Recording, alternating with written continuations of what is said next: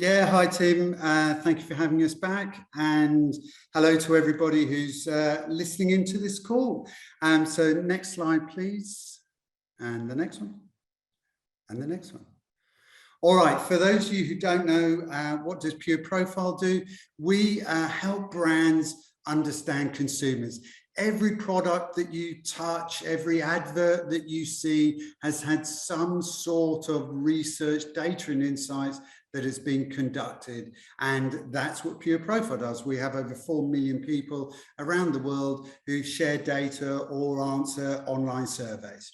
In addition, we have a media arm, and we have a media arm, Pureprofile, because of that 90% of all of insights are actually so that somebody can advertise or send messages in the right way to the right person. And so we call that insights to activation. So 22-year-old company helping brands better understand consumers and then reach consumers. 3 key areas to our business: data and insights. That is, as I said, the survey world, 4 million people around the world answering surveys as we speak for brands so that they better understand consumers. We then have the media arm conducting over 100 million adverts around the world. And again, what's unique about Pure Amplify is that we use first-party data, not third-party cookies. You might have heard about privacy, Apple privacy, where using your phone has been privacy constraints. You can now opt out of being tracking, etc. Well, Pure Amplify does everything around that first-party data, permission-based data, which really is the way the market is heading. So there are two areas we earn money, and the third area is we have 3 key SaaS products. The first SaaS product is Insights Builder. This allows organizations to directly access the 4 million people, conduct their own research, get their results however and whenever they want them. The second product is Audience Builder. Audience Builder allows large organizations to actually offer the opportunity of earning rewards through doing surveys, through sharing data. Then they can analyze all of that information, understand their consumers better, and actually we do a revenue share with that. So there's no cost using the service. Partners include Flybys, News Corp, AA Smart Fuel in New Zealand. We just announced a big partnership with an organisation called the Asian Parent, which is 39 million people across 11 countries in Asia. That's a great opportunity for them to understand their audiences more, and for us to be able to offer our brands across Asia the ability to conduct research. And the third solution in our SaaS family is Audience Intelligence. Audience Intelligence, we just launched in Australia first last April, that collates data, both permission-based credit card and bank account data, what people have spent across their credit card and bank account. And then brands can log into Audience Intelligence and look at that anonymous data. So understand, for example, Uber Eats is a client, and they can understand how do they compare in the market to Menulog, Deliveroo, DoorDash in particular locations by particular types of audiences. So they're the 3 key areas that organizations come to us to use our services. Next slide, please. So about 18 months ago, we focused the business on 3 key pillars. The first one is being a truly global business. At the time, we had 5 offices around the world, and it was important to actually ensure we had the same processes, same ways of working, whether I'm a client or team member or partner in London or New York or Singapore or Sydney, wherever it may well be, I have exactly the same experience. That gives us scalability and the opportunity to grow internationally. And I'll talk about that different sides of the markets in a moment. The second area is technology. Looking at the ways that, firstly, the technology that we have Is that the best of breed? Can we actually go out to market and rent or buy or partner better technology and plug that into our stack so that we can ensure that we deliver efficiently and quickly and with the leading edge technology to clients? Also internally, ensure that we're running efficiently and the best way that we can as a business. And we conducted an audit. We retired some software, and that's an 18-month journey that we've been on so far to launching new products. And just last night, we launched a few really exciting solutions, a couple across Europe and one across all of our members in the world, which delivers us revenue and also delivers us profitability. And the third area is, well, if we're global, if we've got the right technology, then our data and insights and our media advertising teams can lean into that and flourish across the world. Thank you. As I said, we're a global company today. We actually have offices in 8 countries. We just opened the Malaysian office, which I think we make announcements next week regarding that. So offices in 8 countries. We have over 700 clients globally, 179 staff. $31.5 million of our revenue actually comes from repeat clients. We have a 95% retention rate across clients.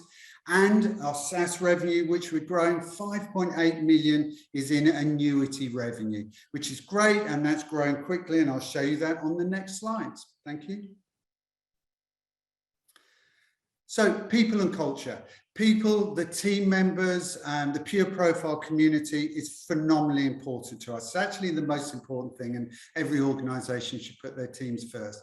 Because if you have passionate, engaged, rewarded team members, then actually that follows clients and that follows revenues, etc.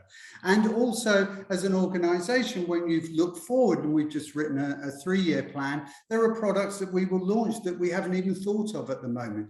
And there might be directions we take as an organization, as countries that we launch in. Again, having the right team in place and the team that can be flexible, be nimble and pivot is really key to any organization. And we spend a huge amount of time investing in ensuring that our team members totally feel part of the Pureprofile community. And one example of that is our employee satisfaction is at 83%. Anything above 78% is world class. Actually, we just completed the Australian Great Place to Work study, and we scored 98 out of 100. So that's really, really important to us. And actually, our client satisfaction is also at 83, and anything above 73 in that world is first class. And as I say to many investors, is one of the metrics you should look at and you should ask is, what is the organization's employee satisfaction and what is their client satisfaction? And if both is high, then you will see revenues follow. Thank you. So we just released our unaudited Q2 financial results. Our full audited results will be at the end of this month. And in those results, our revenue was 10.6 million for the quarter. That's up 31% compared to prior year. And that's growth across all of our regions and business units. So that's consistent growth. Our EBITDA was 1.4 million. That was up 82% on prior year. And our SaaS platforms grew 383%. A lot of focus on our SaaS platforms. And also you can see at the bottom, our UK and EU growth was 48% compared to our APAC growth of 14%. And again, we've made considerable investments which are paying off for areas outside of Australia, countries outside of Australia, particularly in the UK and EU. Also, our quarterly positive net operating cash flow was 0.8 million, and that was up from an outflow of 0.3 on previous years. Next slide.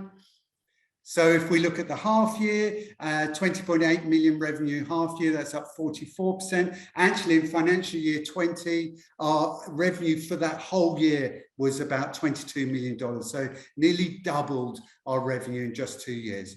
EBITDA was 2.5 million, up 53%. Actually, our EBITDA, if you take out JobKeeper and associated COVID savings in that first quarter of 21, was up 147%. And our net operating cash flow was up 829%. So as an organization, we focus on being data and insights media company. You will see in every quarter our EBITDA and net operating cash flow is actually growing faster than our revenue. And at our full year, Melinda, our CFO, talked about the fact we have a 3-year plan of 40% EBITDA and 15% operating cash flow against revenue. And our closing cash at bank was 4.7 million, up 52% on December 2020. Next slide. Next slide. Key metrics we look at, just to give you an idea, 45% increase on regions outside of Australia and 35% increase in active clients outside of Australia, along with other metrics, but there's a couple I wanted to call out. Next slide. Key clients users, actually 20% of the ASX 200 uses Pureprofile, and either directly or through partners as the Intel Inside. But you can see key industry standard and global brands use our services. Next one. So corporate strategy, a clear focus on growing internationally. Our global industry, just looking at data and insights, worth 89 billion US. 54% of that comes out of the US market, 10% of that comes out of the UK market, and little old Australia sits at 18% in the rest of the world. We're established in Australia, 60% of our revenues come out of here. It is now about us rolling out that globally. And UK is an obvious market. We've been there for 8 years. We have 18 or so people in Australia, UK, a strong brand, and so we lean into that growth. UK market's about 14 times bigger than the Australian market. US is 44 times bigger than the Australian market. Next slide. So what will you see over the coming half? Developing new partnerships, that gives us the ability to launch into markets very quickly, very cost effectively, and with a strong brand partner. So we announced Flybuys, which is a huge win for us and a very important partner in Australia. I Go Direct, another good partnership. Asian Parent across Asia I talked about. So we're looking at UK and US partners and hopefully announcement soon. Technology launches, again, launching our new SaaS products, enhancing our SaaS products and internal improvements to ensure we hit that 40% EBITDA and 15% cash flow model that we want to, and growing globally. So continuing to see our global business outstrip our Australian business as we lean in to those larger markets. Next slide. So in summary, strong growth for at least 7 quarters now, accelerated EBITDA and operating cash flow way beyond anything that would grow in revenue, although revenue is growing at 44% this half. We have new audience builder partners that I've talked about, which is ability for us to grow revenues, launch into new markets, really engaged employees, and fantastic clients and partners. And with that, Tim, I will hand back to you. Thanks, Martin. Love the passion and enthusiasm. And you're one company you've obviously been on before, but we can see the progress, not just in the share price, but there's some very impressive numbers here. Now, there's a couple of questions, and it's kind of big picture. There's obviously been big changes in targeted advertising driven by privacy issues. Google look like they're changing the model. You're seeing Facebook smashed overnight. And as I said, it's a big picture here. Where does Pureprofile sit into this kind of changing privacy and data sort of atmosphere, for want of a better word? Yeah, it's a great question. Look, everything we do is permission-based. What that means is that a user has opted in to share that data or to receive advertising. So we don't have the privacy issue, which is going on around the world at the moment, where it's that third-party tracking. It's that I do a search on Google for bicycles, and a millisecond later, I'm on the Sydney Morning Herald and I see a bicycle ad, and that's third-party behavioral tracking. We don't do that. Everything we do is permission-based. And actually, it's going to get worse. There's legislation that is trying to be passed in the US that outlaws all behavioral tracking for advertising, for messaging. It will only remain for content. And if that's passed, that will flow around the rest of the world. I've got two hats. One hat as a consumer. It's going to make my experience less good online. Potentially it'll make things more expensive because publishers rely on advertising dollars. So I might not have a good experience online. But as Pureprofile, it's fantastic. It totally plays into absolutely what we do. And so we sit on a number of industry bodies, including the IAB, which is the Internet Advertising Bureau, and we're advising them and working with them about how you can use first-party data and permission-based data to do advertising. So it's an interesting time that's going on, and we're really well positioned to deliver.